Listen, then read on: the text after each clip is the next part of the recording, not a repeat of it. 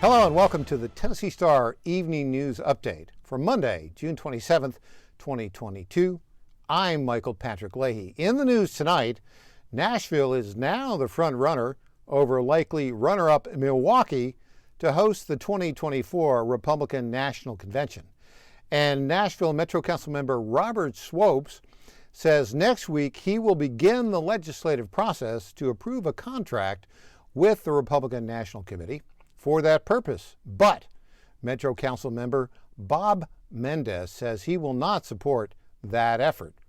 Also in Nashville, just hours after the Supreme Court of the United States overturned Roe v. Wade in the Dobbs v. Jackson Family Health Center decision released on Friday that sends legal authority on abortion back to the states, Metro Nashville Davidson County District Attorney Glenn Funk says he will not enforce the new Tennessee law triggered by that decision that will outlaw abortions in this state after a heartbeat is detected in the fetus.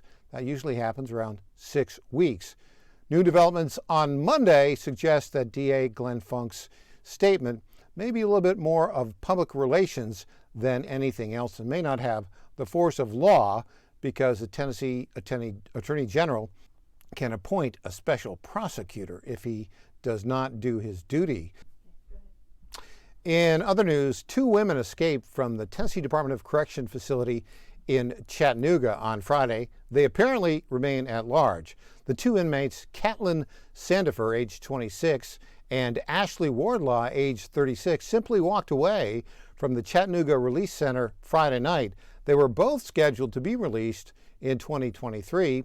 According to the Tennessee Department of Corrections, the Chattanooga Release Center is a low-security transitional program that helps female inmates with re-entry into society. Big news earlier this morning at the Supreme Court. In a 6-3 decision, the court ruled that a high school football coach who was fired for praying on the 50-yard line at the end of each game was deprived of his First Amendment rights and should get his job back. The case is Kennedy v. Bremerton Washington High School. We'll have more on that shortly, but first, our lead story for tonight. Controversy continues as Tennessee National Guard members plan on holding a rally at the Capitol on Wednesday to demand that Governor Lee intervene and stop the firing of an estimated 10% of National Guard members who are refusing to take COVID-19 vaccines. So far, the deadline to get the vaccine or get fired is Thursday. The majority of the members of the Tennessee General Assembly are asking the governor to weigh in. And just breaking news, Lieutenant Governor McNally joined that crowd on Monday. So far, no word from the governor. We'll be back with the lead story after these messages. Williamson County is a unique and wonderful place. We've worked hard to get here. Our success was founded on conservative principles and common sense solutions. Gino Bolso and his wife Kathy chose our community over a quarter-century ago for these reasons. Gino wants to represent us in Nashville. A rock-solid conservative, Gino will promote fiscal responsibility, common sense growth, and he will support law enforcement. Vote Gino, State Representative. Paid for by Bolso for State Representative Bob Weatherly, Treasurer. Welcome back to the Tennessee Star Evening News Update. Our lead story tonight, Randy McNally, Lieutenant Governor of the state of Tennessee, has joined those who are calling for Governor Lee to take action to stop the firings of those Tennessee National Guard members who are not taking the COVID-19 vaccine. Lieutenant Governor McNally issued a statement to the Tennessee Star earlier today on Monday morning in support of saving those jobs of those National Guardsmen who are scheduled to lose their jobs on June 30th due to their refusal to comply with the Biden administration COVID-19 vaccine mandate. Here's what he told us, quote, "The mission of our National Guard is the defense of our state and our homeland, not political correctness. The Biden administration is once again putting left-wing woke politics ahead of our national interest. While COVID-19 is still with us, it has moved past the pandemic phase and become endemic, McNally said. It is simply inappropriate to penalize our servicemen and women for personal medical decisions at this point. If the Biden administration attempts to follow through on this threat, I am hopeful our state will take any and all steps at our disposal to stop them. That's a strong statement from Lieutenant Governor McNally. Previously, the Tennessee Star reported that State Senate Majority Leader Jack Johnson also weighed in support of those Tennessee National Guard members who refused to take the COVID-19 vaccine. And early Monday morning, State Senator Janice Bowling had similar comments where she supported the Tennessee National Guard members who are not taking the COVID-19 vaccine. There will be a rally on Wednesday of those supporting the Tennessee National Guard. We've not yet heard from the governor on this important issue. Other states have the same dilemma, and our own Neil W. McCabe has this report from the National Guard Bureau Center in Washington, D.C. The Star News Network has investigated how different states and National Guards have dealt with the COVID-19 mandate. A spokesman for the National Guard Bureau in Washington told the Star News Network 86% of the Army National Guard is fully vaccinated and 88% partially vaccinated coming into the June 30th deadline. In raw numbers, this means roughly 5,000 Army National Guardsmen are poised to miss the Pentagon's deadline. The problem for the Biden administration is that while the Army Reserve is fully federal, the National Guard is a hybrid.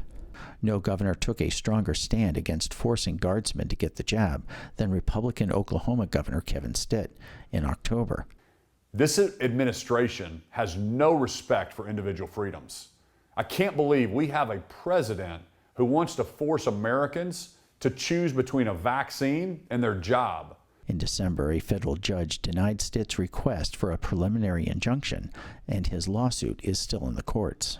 In January, the governors of Texas and Alaska filed lawsuits asking the federal courts to exempt their guardsmen from the mandate.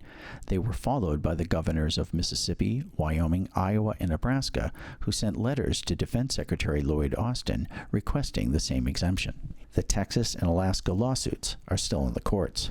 Maybe the most dramatic step was taken by Republican Florida Governor Ron DeSantis.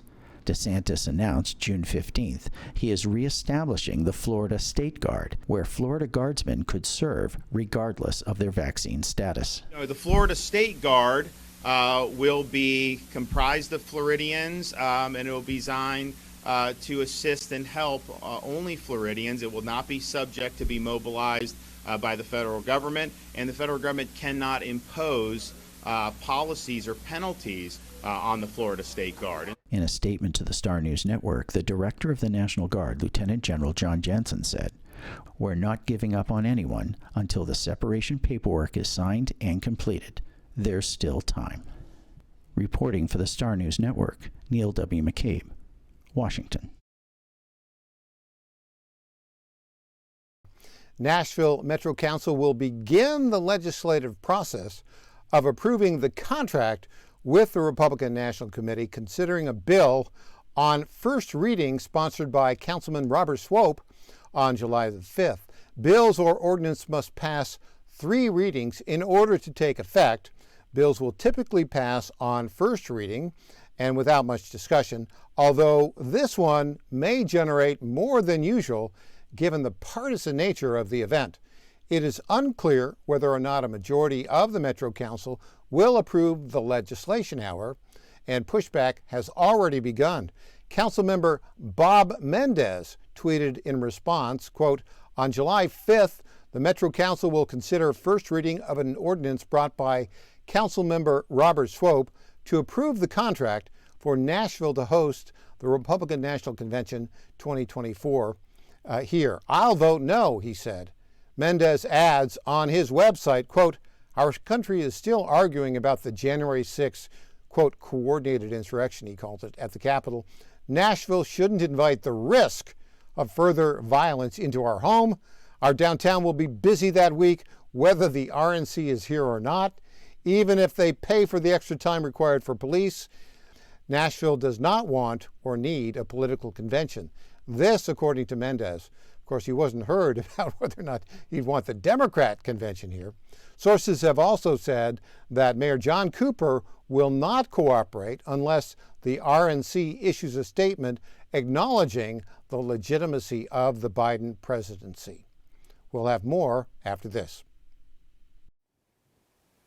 Hey friends, Chief Meteorologist Daphne DeLorme here from the Star News Network. Hey, I just wanted to pop in and say hello and just say how delighted I am to be with you each weekday evening at 5 p.m. with the Tennessee Star Evening News Update. We've been talking about it, we've been so excited, and it is finally here. Now, you know, we're in the dog days of summer right now. We have dangerous heat, prolonged periods of time, heat wave after heat wave, and I will be helping you prepare, letting you know when it's a little bit too dangerous. Maybe you want to stay inside, help the kiddos, plan some indoor activities.